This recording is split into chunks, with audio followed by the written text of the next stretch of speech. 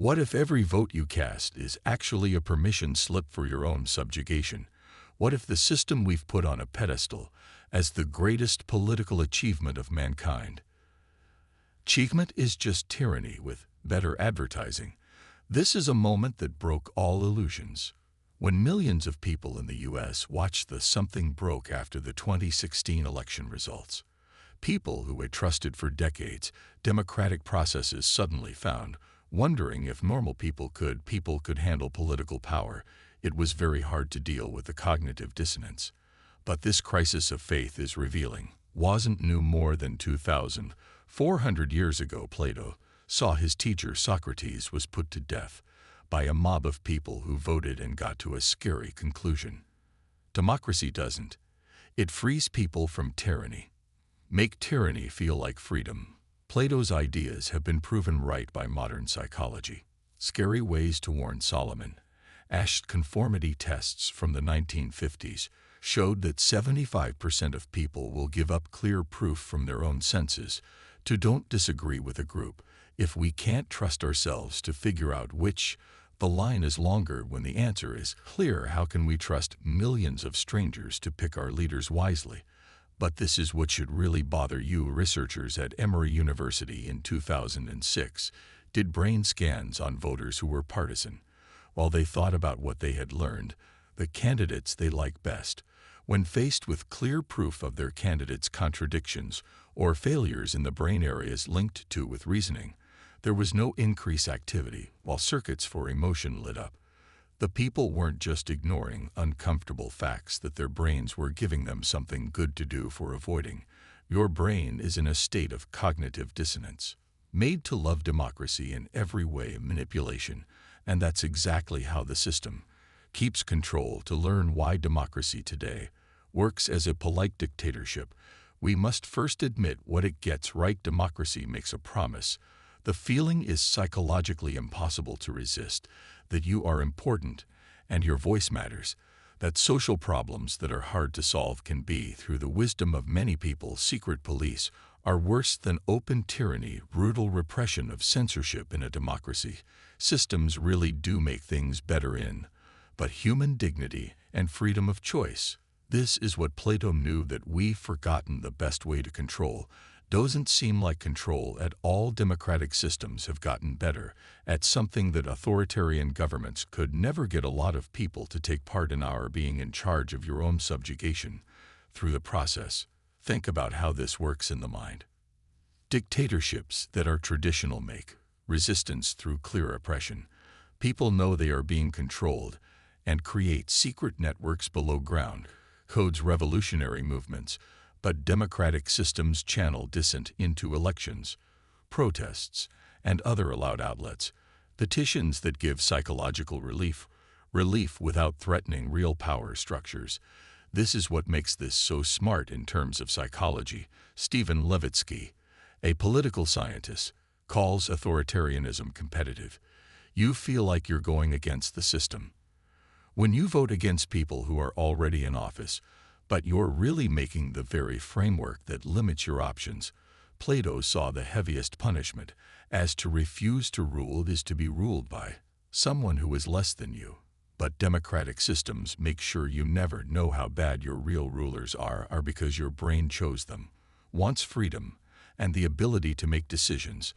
Democracy gives people the feeling of power, illusion of both, while making sure that all meaningful choices serve the same interests that are hidden. The house always wins, but you keep betting because every bet feels like your decision.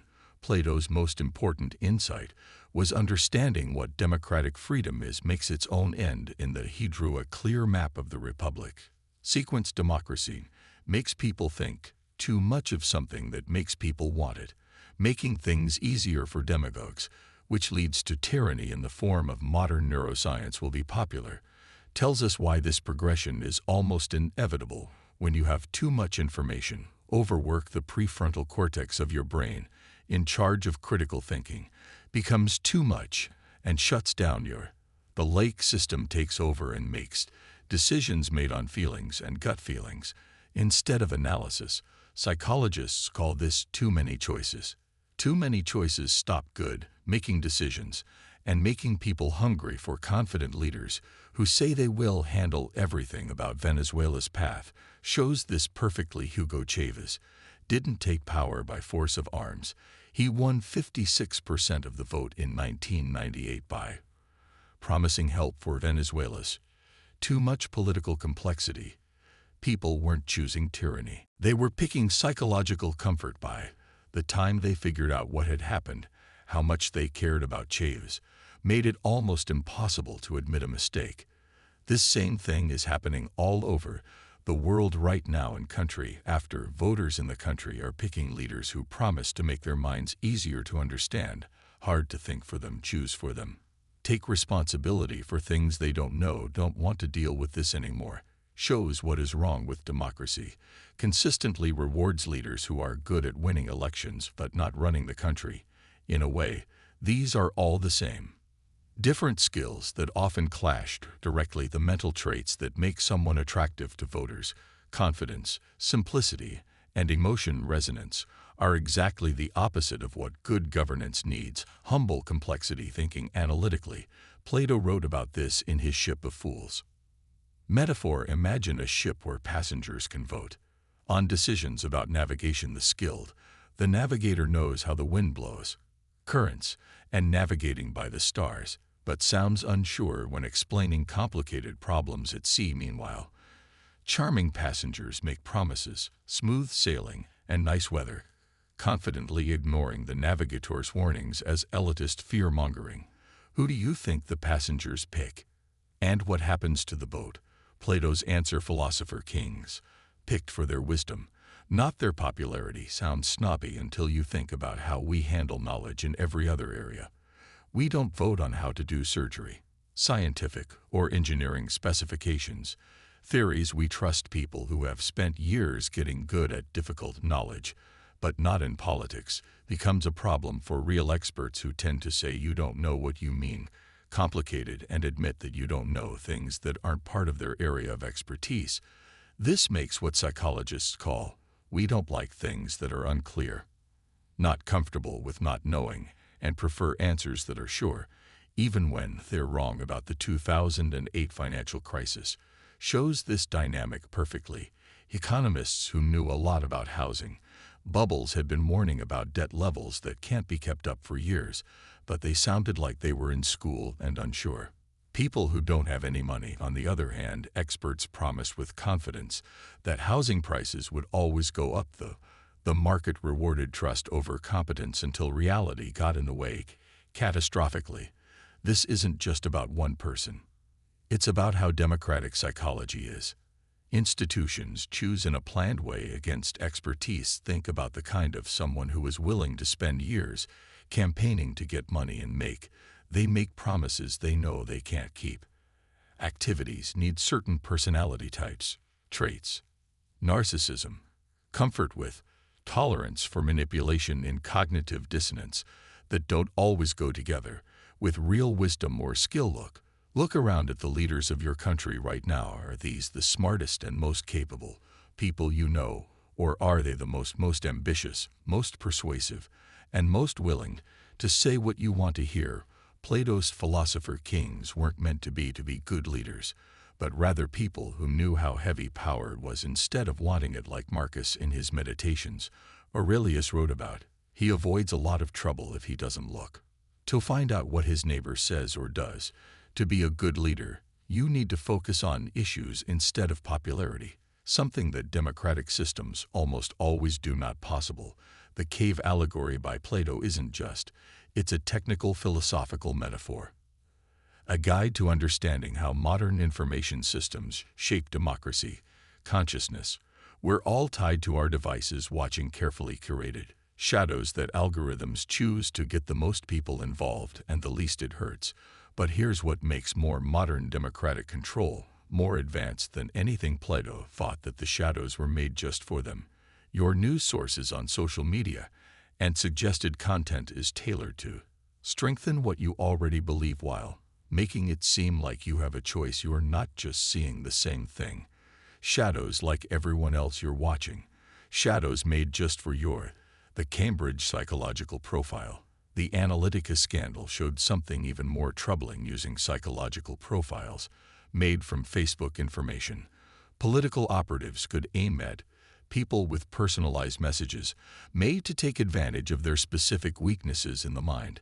People who were anxious got fear-based content. Narcissistic people got stuff that made them feel special, and depressed people who got information, material that backed up their bad worldview.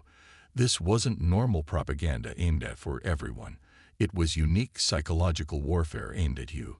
Specifically, this makes what psychologists call confirmation bias on steroids. To get people to believe in traditional propaganda, you had to force them to do it. Everyone to see the same things. People can do things in modern democratic systems to pick their own personalized reality, while feeling like they know more than ever.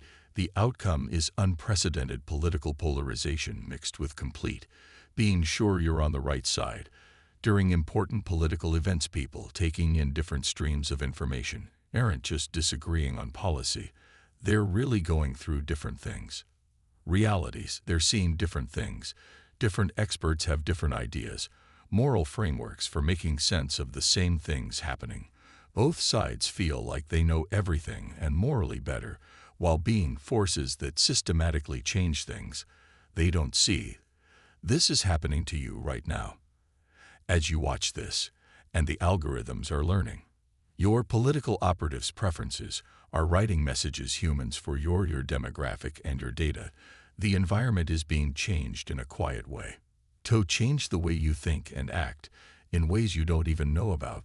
This is why checking facts doesn't work, and why political debates seem more and more futile when people come across information that goes against their own reality. That they don't change their minds. They go through what the backfire effect, as psychologists call it, and become more sure of their. Plato thought this would happen in the original position. Exactly dynamic. They think he is their worst enemy who tells them the truth in a democratic way. In societies where people tell the truth, they aren't silenced. They're pushed to the edges by censorship. Through algorithmic suppression and being rejected by others, the system doesn't need to stop dissent. It just needs to make dissent makes people feel socially awkward and a lot of money for the mind. The Weimar Republic might be the best place to get clearest example of how democratic psychology makes tyrannical outcomes possible. Germany in the 1920s and early 1930s was a working democracy with strong civil rights and free elections and active political debate.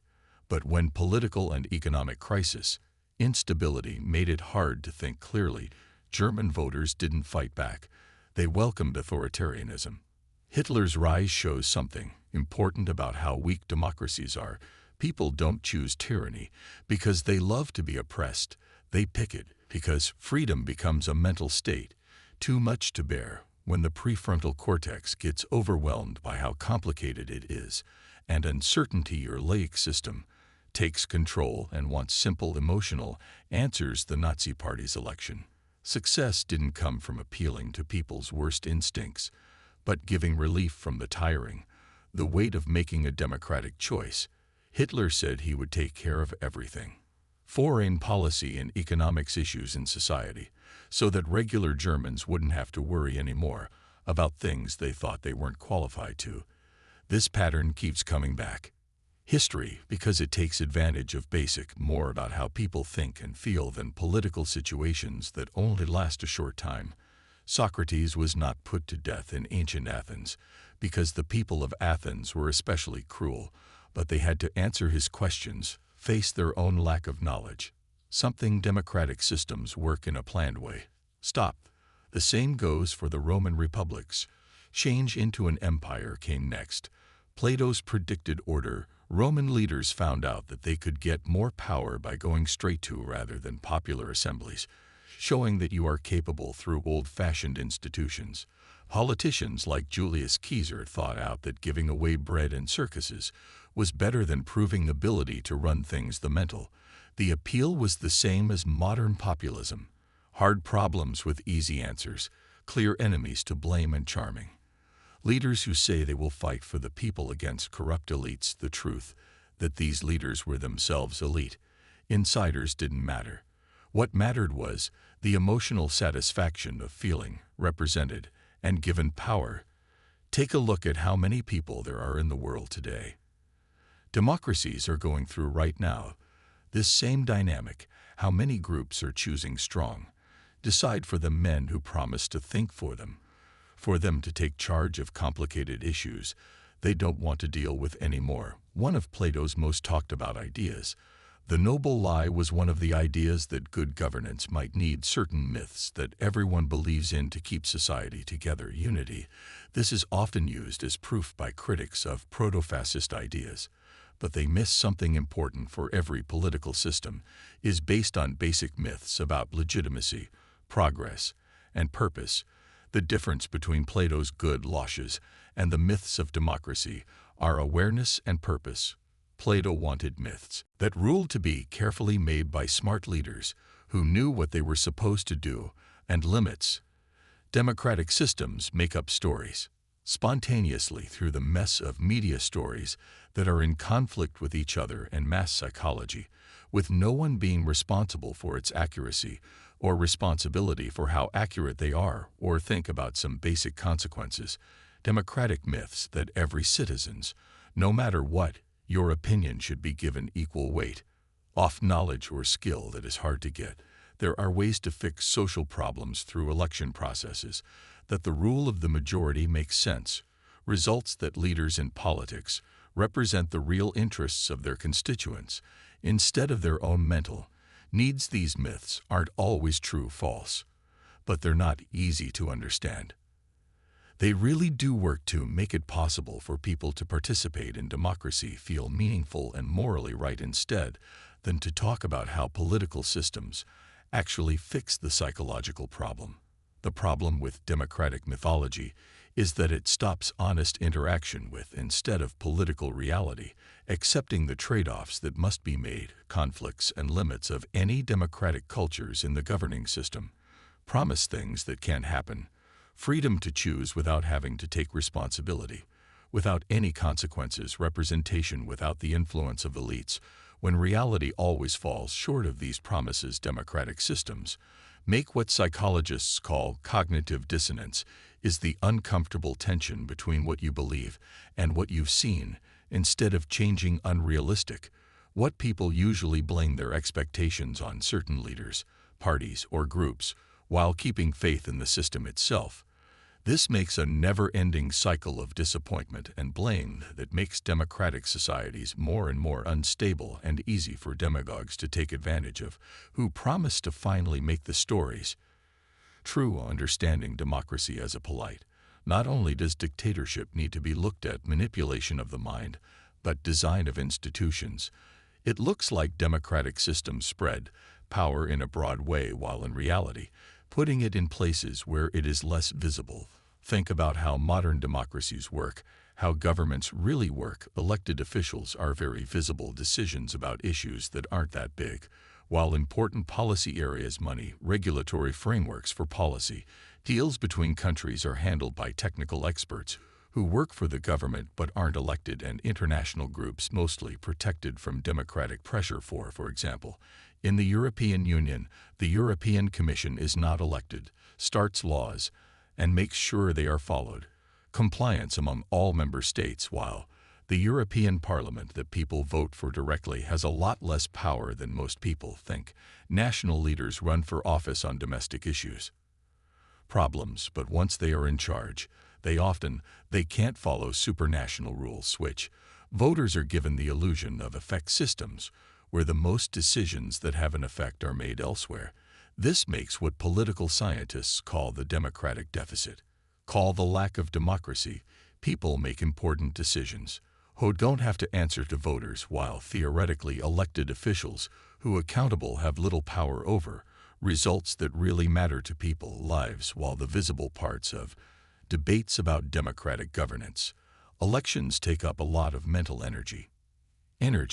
While having little effect on real policy, people feel very involved with political processes that are mostly theatrical, while real power works through channels they hardly know about. This arrangement within the institution serves a lot of psychological functions. It gives the emotional satisfaction of political involvement while making sure that taking part doesn't put at risk established power structures. It makes real ways to express dissent and frustration while using that energy into patterns that have already been set for most importantly, it makes people feel in charge of results they don't actually control. When democratic governments make things that people don't like, people blame themselves for making the choice, not asking if they were doing it wrong.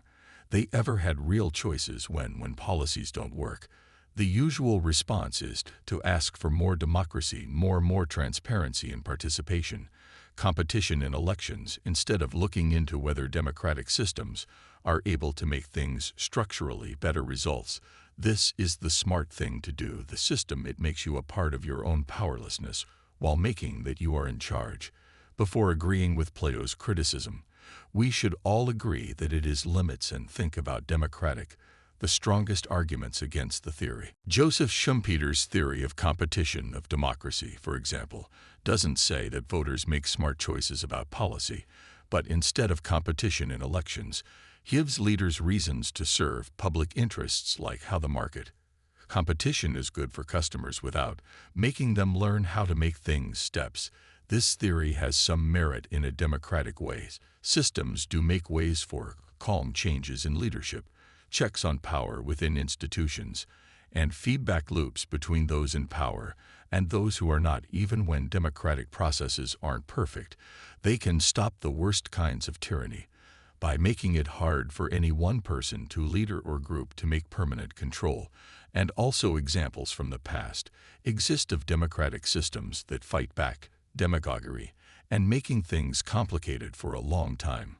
The Marshall Plan, for example, is a decision needed American voters to back costly programs for international aid, with benefits that aren't clear right away. Environmental rules often get through, even though it costs money in the short term. Sometimes democratic processes do work. Put competent leaders at the top who put governance over being liked. But these counterexamples don't disprove Plato's main point about democratic psychology. They just show that the fall from democracy to tyranny doesn't have to happen. Not certain, the mental weaknesses Plato identified remain real and constant threats to democracy. Also, the real-world problems with there are other options for philosopher kings. A lot of how would really wise, how to find and choose leaders, stops philosopher kings from becoming corrupted by power or cut off from the how do we make sure that the people they govern our claims to wisdom aren't just advanced forms of self-interest. Plato himself seemed to know these things. Hard to show his ideal state, more like a thought experiment for understanding the psychology of politics than as a useful plan for change. Music. What do we do with this awkward thing? Information. How do we live in a real way? Within systems we know as Plato's ideas are fundamentally manipulative. The answer wasn't to give up on politics engagement, but to deal with it in correct understanding. In the cave, the philosopher who gets away is an allegory, a moral duty to go back and try education even though most people know will turn down uncomfortable truths. This means taking part in democratic processes, like a participant who is aware of it instead of a victim who doesn't know it. Instead of hoping that democracy will be something it's not, a way to turn popular wisdom into good government. Turning knowledge into good government, we can thank it for what it really is, a way to deal with people's mental health needs while keeping relative social. Being aware of stability doesn't fix the main problems with democratic, but it does change how you govern relationship to getting involved in politics. When you know how your brain works, controlled by leaders who are sure of themselves, appeals to emotion and tribal identity, you can get better at dealing with these effects. When you realize that your political people's opinions are more influenced by more emotional needs than rational, you can become more humble through analysis about how sure you are and more curious about points of view that make you think assumptions. When you know how democratic institutions channel dissent into harmless places, to think more strategically about where to put your energy, but most importantly, consciousness lets you take part in politics without being mentally affected by them. You can vote for them if they own you. And get involved while staying critical, far away from the myths that make these things seem more important than they really are. This isn't about becoming cynical or pulling away from. It's about getting more involved in civic life. Smartly, with full knowledge of the psychological processes at work, Plato thought that political systems show the psychological traits of their people. If he was right, then the kind of democracy we get is the kind we, not because of our good qualities, but because of how limited our brains are and needs for emotional support, we want to know what's going on. Without having to do the hard work of learning that we want to be independent, without taking on the responsibility that comes with real freedom, we want easy answers to hard questions. Leaders who are sure of themselves in times of doubt times, and someone to blame when things go wrong. When things go wrong, democratic systems give us. That is exactly how the feeling of politics, comfort without its substance, the agency of making decisions together without individual responsibility, the satisfaction of feeling morally better without the weight of moral consistency. But getting this dynamic is the first step to getting over it. When you stop thinking that democracy is something it isn't, you can start interacting with it in a more planned way, and not as emotionally. When you know your own, you can find psychological weaknesses, become less open to being manipulated. As you read this right now, the same psychological processes that destroy the institutions of democracy in Germany, Venezuela, and a lot of other countries are doing business in your country. The personalized war of information that makes neighbors into enemies is aiming your social media feeds the too many choices that make people want. Authoritarian simplicity is too much to handle.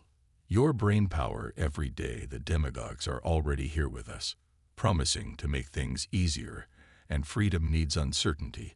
They're getting support not because people are bad, but that's not why. Tired out from the mental strain of burden of taking part in democracy, tired of the choices they have to make, not qualified to make, tired by the duty of self-rule.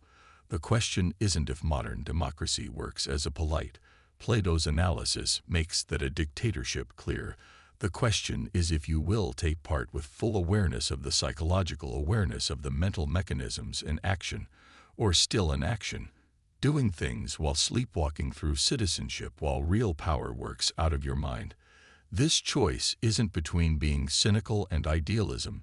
It's about awareness versus not being aware. Plato saw this decision coming over too. He saw it happen thousands of years ago. In ancient Athens, thought it would happen again. Throughout history, and his ideas fit perfectly with our modern situation. The only thing that is different is that our more democratic illusions are sophisticated, our mental, more subtle manipulation, and our need for more uncomfortable self-awareness. Your brain wants you to do it more than ever. Don't read this message because it threatens beliefs about the system you live in that make you feel safe. Live in that response. That's what Plato was talking about the choice to think beyond that reaction. That's the first step toward real freedom. His democracy that isn't looked at is not worth saving, and the citizen who doesn't think is not really free. The most dangerous kind of tyranny is the one that feels free, and your mind is wired to love it. Question your assumptions, look for truths that make them uncomfortable. There are more shadows on the wall, more beautiful than real life, but only real life can set you free. The cave is a nice place to be. The light is harsh, but the choice to step toward the light, that choice is still yours for now.